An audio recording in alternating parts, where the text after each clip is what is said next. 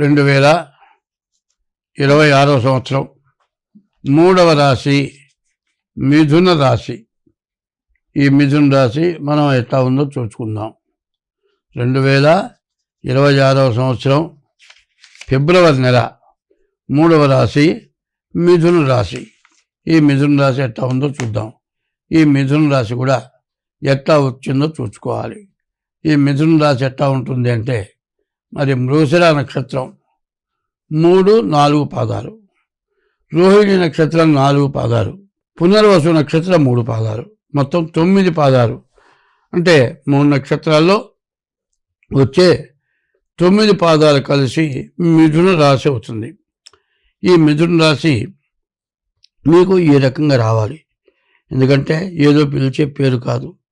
మీరు పుట్టిన తారీఖు, నెల, సంవత్సరం, టైము, ఆ రోజు ఉన్న నక్షత్రాలను బట్టి మీకు రాశి వస్తుంది. అయితే రాశిలో 25 వంతులే జరుగుతుంది. 75 వంతులు మీరు పుట్టిన టైంను బట్టి జరుగుతుంది.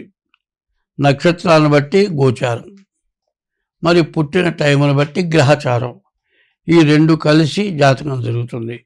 ఈ జాతకం కలిసి జరగటానికి కారణం ఏమిటి అంటే, ముందు డేట్ ఆఫ్ బర్త్ ద్వారా జాతకం అవసరం. మీ జాతకం పూర్తి జాతకం తెలుసుకోవాలి. ఎప్పుడు కూడా ఈ జాతక రీత్యా మీరు లబ్ధి పొందాలి, అన్ని విధాలా బాగుండాలి అంటే మీరు ఎప్పుడు కూడా ఈ జాతక రీత్యా చూసుకోవాలి.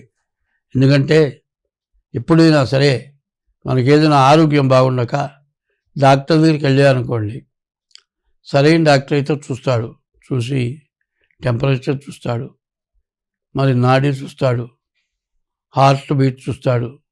ఇన్ని చూసిన తర్వాత ఏమాత్రం అనుమానం ఉన్నా వెంటనే నువ్వు పోయి రక్త పరీక్ష చేయించుకో, ఏ పార్ట్ బాగాలేదు చూసుకొని దాన్ని మరి ఎక్స్రే చేయించుకొని నా దగ్గర రమ్మంటాడు. అది ఎట్లాగో ఇది కూడా గ్రహ వైద్యం అంటారు. ఈ గ్రహ వైద్యాన్ని ఎవరు తెలుసుకోవట్లా. ఈ గ్రహ వైద్యం చెబుతూ ఉంటే అది పూర్తిగా చెప్పటం, చెప్పేది సక్రమంగా వినటం, వినింది తెలుసుకోవటం, తెలుసుకున్న తర్వాత చెప్పినట్లుగా నడుచుకోవటం, ఇది చాలా అవసరం. ఇది లేక ఏదో నాకు బాగా చెప్పటం లేదు. ఎందుకంటే మీరు పుట్టిన టైం కూడా కరెక్ట్గా రాదు. ఒక్కోసారి శిరస్సు కనపడగానే జననం కింద లెక్క. శిరస్సు కనపడ్డ తర్వాత ఆ శిశువు బయటపడేటప్పటికి 10 నిమిషాలు, 15 నిమిషాలు, అర్ధగంట కూడా పావు గంట, అర్ధగంట జరుగుతుంది. ఇంత తీరా ఆ శిశువు బయటపడ్డ తర్వాత ఆ శిశువు ఎట్లా ఉంటుంది, కదలకుండా పడి ఉంటుంది. అటు కొట్టి ఇటు కొట్టి నీళ్లు కొట్టి నాన్న తిప్పబడే కాళ్ళు పట్టుకొని అటు ఇటు ఊపి ఏడ్చిన దాకా పుట్టిన శిశువు బతికున్నాడు అనేటువంటి సంగతి మరి డాక్టర్కి కానీ ఆ నర్సులకు కానీ అర్థం కాదు. అది అర్థమయ్యేంత వరకు మీకు పుట్టిన టైం వేయరు. ఈ లోపల రాశి మారచ్చు, నక్షత్రం మారచ్చు, నక్షత్ర పాదం మారచ్చు, లగ్నం మారచ్చు, ఇట్లా రకరకాలుగా జరుగుతుంది. వీటన్నిటికీ కూడా ఎవరు బాధ్యతలు అంటే జ్యోతిష్యం చెప్పేవాడు కాదు బాధ్యత. ఈ టైం రాసుకునేవాళ్ళు, రాసేవాళ్ళ బాధ్యత కొంత ఉంటుంది. కానీ మరి అందరికీ అట్లా చెబితే ఎట్లాగో అంటే దీనికి ఇంకో మార్గం ఉంది. డేట్ ఆఫ్ బర్త్ చెప్పిన తర్వాత మీరు అరిచేతులు చూస్తే హస్త సాముద్రిక ఉంది. ఆ హస్త సాముద్రికలో మరి గ్రహస్థానాలు ఉంటాయి. ఈ గ్రహస్థానాలు ఉచ్చ నీచ అని ఉంటుంది. జాతక చక్రాల్లో కూడా ఉచ్చ నీచ ఉంటుంది. ఈ ఉచ్చ నీచలు ఎట్లా ఉన్నాయో డేట్ ఆఫ్ బర్త్ ద్వారా, జాతక చక్రం ద్వారా, హస్త సాముద్రిక ద్వారా, రెండింటి ద్వారా కనుక చూసుకుంటే ఎక్కడ తేడా ఉన్నది అనేది పూర్తిగా అర్థం అవుతుంది. కాబట్టి మీరు కావాలనుకున్న వాళ్ళు 2 రకాలుగా కూడా నేను చూస్తాను. అట్లా చూడటం ఒకటి. ముందు మీ జాతకం కరెక్ట్గా, నీది బలానా జాతకం, బలానా లగ్నం, బలానా రాశి అనేది తెలుసుకోవటం నీకు చాలా అవసరమని కనపడుతుంది. ఇట్లాంటి పరిస్థితుల్లో మీ జాతకం చూపించుకోవాలి. అయితే ఈ మిథున రాశికి వచ్చేప్పటికల్లా అష్టమ కుజుడు, మరి జన్మంలో గురువు, ఇట్లా ఈ గ్రహాలు బాగాలేవు. ఎందుకంటే ద్వాదశాష్టమ జన్మస్థం శని అంగారకో గురు కుర్వంతి ప్రాణ సందేహం స్థాన చలనం ధనక్షయం ఉంది. శని కానీ, గురువు కానీ, కుజుడు కానీ 12 కానీ, 1లో కానీ, 2లో కానీ, 8లో కానీ, 4లో కానీ ఈ గ్రహాలు ఏ గ్రహం ఉన్నా సరే కుర్వంతి ప్రాణ సందేహం, బతకలేని పరిస్థితి రావటం, స్థాన చలనం, ఉన్న చోటు నుంచి ఇంకోటి వెళ్ళిపోవటం, ధనక్షయం, డబ్బులు విపరీతంగా ఖర్చు కావటం ఇట్లాంటివి ఉంటాయి. ఇప్పుడు ఈ మిథున రాశికి వచ్చేప్పటికల్లా అష్టమ కుజుడు, మరి జన్మంలో గురువు, 2 గ్రహాలు బాగాలేవు. దీనివల్ల ఏమిటి? అష్టమ కుజుడు ప్రాణకంటకుడు, యాక్సిడెంట్లు కావచ్చు, దెబ్బలు తగలచ్చు, ఆపరేషన్లు జరగచ్చు, ఇట్లాంటి సమస్యలు రావడానికి అవకాశం ఉన్నది. గురువు బాగాలేడు.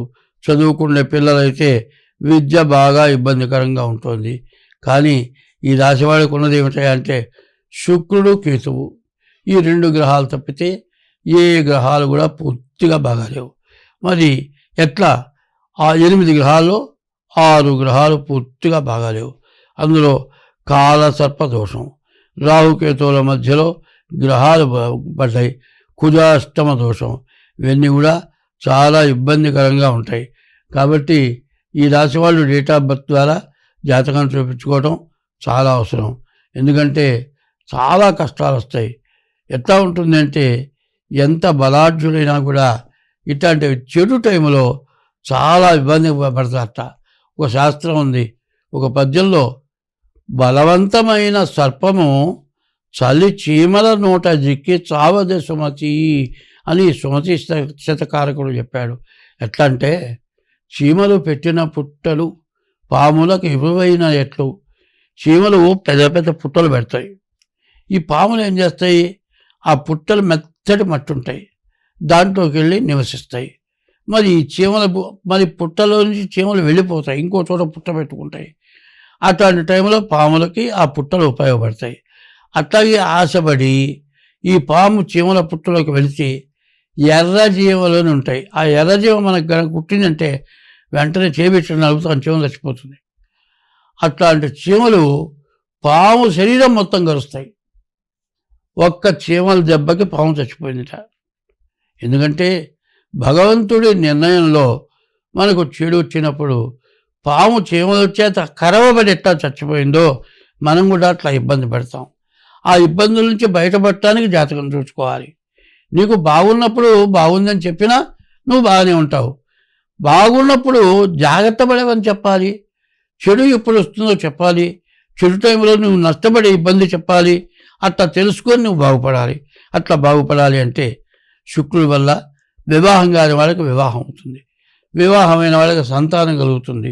తర్వాత భార్య వచ్చిన తర్వాత కూడా బాగా కలిసి వస్తుంది. గురువు అనే గ్రహం 1ంట ఉన్నాడు. చదువు, ఉద్యోగం, విదేశీయానం ఇవన్నీ బాగుంటాయి. కేతువు బాగున్నాడు. నువ్వు అందరితో డీల్ చేసి మాట్లాడగలుగుతావు, ఏ పనైనా చేసుకోగలుగుతావు, అన్ని విధాలా బాగుంది. కానీ మరి పాపగ్రహాల యొక్క కష్టాలు ఎక్కువగా ఉన్నాయి.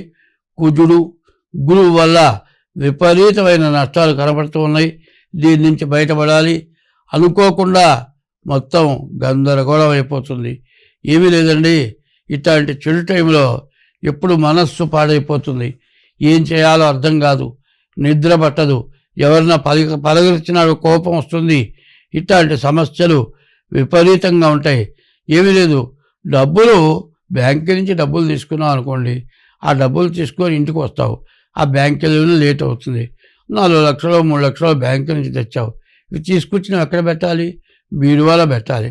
ఇంటికి వచ్చేంతవరకు బీరువాలో పెట్టి తాళం పెడదాం, జాగ్రత్తగా ఉంటుంది అనుకుంటూ వస్తావు.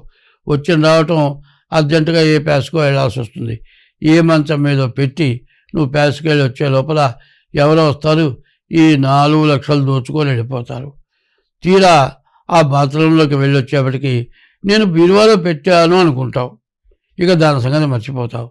తీరా మరి దేనికో తెచ్చావు కదా, ఆ డబ్బులు బీరువా తీసి చూస్తే బీరువాలో డబ్బులు ఉండవు. మంచం మీద పెట్టింది ఎవరో కాజేసిపోయింది, నీకు గుర్తుండదు. గుర్తుంటే ఏం చేస్తావు? ఇంట్లో బీరువాలో పెట్టిన డబ్బులు ఎవరు తీస్తారు?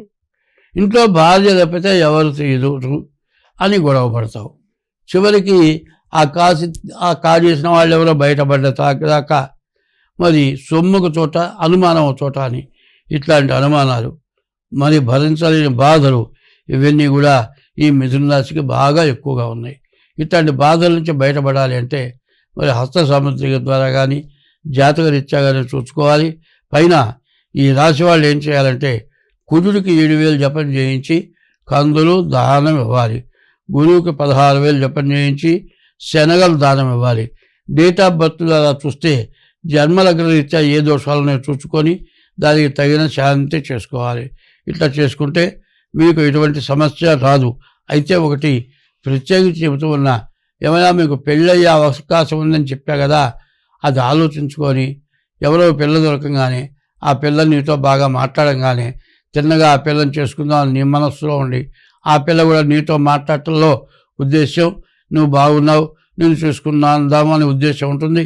ఈ కడుపులో ఉద్దేశాలతో 1కి 10 సార్లు ఒకరితో ఒకరు మాట్లాడుకొని చివరికి వచ్చేవాడికి పెళ్లి చేసుకుందామనే నిర్ణయానికి వస్తారు. నిర్ణయానికి వచ్చిన తర్వాత ఇంటికి వెళ్ళి బలానా పిల్లని చేసుకుంటాను అంటే మంచో చెడో చూడాలా అంటే ఇప్పుడు పిల్లని చూడాల్సింది నేను, పిల్ల నాకు నచ్చిందా లేదా నేను చూడాలి. నువ్వు చూసేది ఏమిటి? పద్ధతి ఏమిటంటే పెద్దవాళ్ళు కుటుంబం ఎట్లాంటిది, మన కులమా కాదా, గోత్రం కలిసిందా లేదా, జాతకాలు కలిసినాయా లేవా, ఇవన్నీ చూస్తారు. కానీ నీకు నచ్చిన పిల్లనే అన్నీ చూచి చేస్తారు. మరి నీకు పుట్టిందలుగాయతూ పెంచి పెద్ద చేసి చదువు చెప్పించి ఉద్యోగం ఇప్పించి ఇన్ని చేస్తే నేను ప్రేమించాను, నా ఇష్టం వచ్చిన దాన్ని చేసుకుంటాను, నీకేం సంబంధం లేదు, మీరు చేసుకొని ఇస్తే సరే, లేకపోతే చస్తాను, లేకపోతే ఎట్లా పోయి పెళ్లి చేసుకుంటాం అని ఇట్లాంటివి జరిగే లక్షణాలు కూడా ఈ జాతకంలో కనపడుతుంది. ఇటువంటి బాధల నుంచి మీరు బయటపడాలి అనుకుంటే ముందుగా డేట్ ఆఫ్ బర్త్ ద్వారా మీ జాతకం చూపించుకోవాలి. మరి కుజుడికి గురువుకి జపం చేయించుకొని కందులు శనగలు దానం ఇవ్వాలి. ఇది కాకుండా డేట్ ఆఫ్ బర్త్ ద్వారా జాతకం చూపించుకోండి. ఇప్పుడు మీ నష్టం నుంచి ఎప్పుడు కూడా ఒకటే చెబుతున్నా, సంపాదించడం అనేది చాలా కష్టపడితే కానీ కాదు. ఒక 40 సంవత్సరాల వరకే కష్టపడి సంపాదించగలుగుతారు. 40 తర్వాత శక్తి తగ్గుతోంది, ఎక్కువ కష్టపడలేరు. ఈ 40 మొత్తం మనిషికి 100 సంవత్సరాలు ఆయుష్ ఇస్తే 40 సంవత్సరాలే కష్టపడి సంపాదించే పరిస్థితి ఉంటుంది. మిగతా 60 సంవత్సరాలు కూడా ఎక్కువ కష్టపడకుండా అంతకుముందు సంపాదించింది కొద్ది గొప్ప త్యాగం చేసుకొని బతికేటట్లుగా ఉండాలి. అట్లాంటి జీవనాధారం జరగాలి అంటే ఎప్పుడు కూడా చెప్పింది విని ముందు జాగ్రత్త పడితే మీకు అన్ని విధాలా బాగుంటుంది. కాబట్టి ఈ మిథున రాశి పరిస్థితి పూర్తిగా బాగాలేదు. గురువు మరి కుజుడు పూర్తిగా బాగాలేకపోవటం వల్ల చాలా విపరీతమైన నష్టం, చాలా బాధలు రావడానికి బాగా ఎక్కువగా అవకాశం కనబడుతుంది. కాబట్టి డేట్ ఆఫ్ బర్త్ ద్వారా మీ జాతకం చూపించుకొని జాగ్రత్త పడండి, మీకు అన్ని విధాలా బాగుంటుంది. స్వస్తి.